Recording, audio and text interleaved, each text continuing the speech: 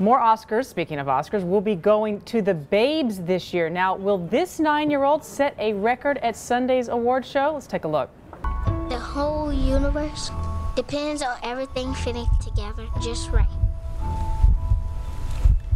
If one piece busts, even the smallest piece, the entire universe will get busted.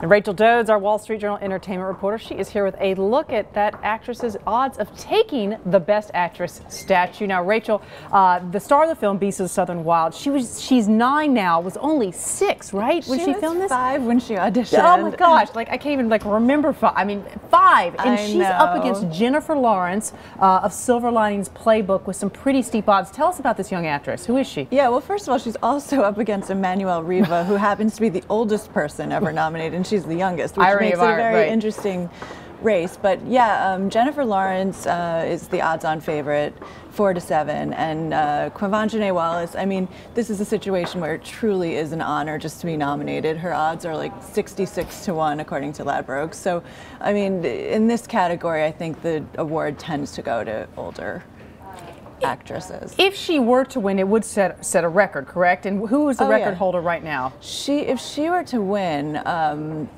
she would become the youngest Academy Award winner ever in any category.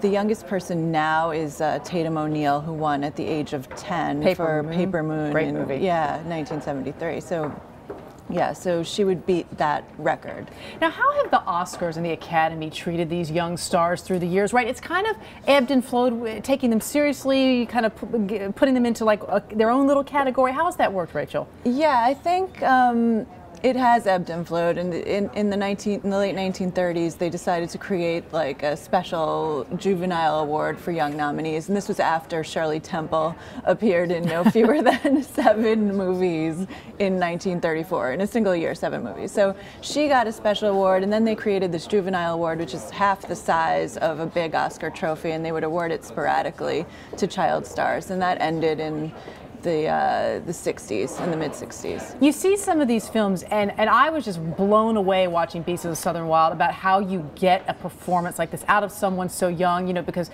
you're not always as focused as we pretend to be as adults, you know. So what are some of the tricks of the trade that directors use to make them perform this well? Yeah, I mean, I think first of all you have to find the right kid who has a long attention span for a child.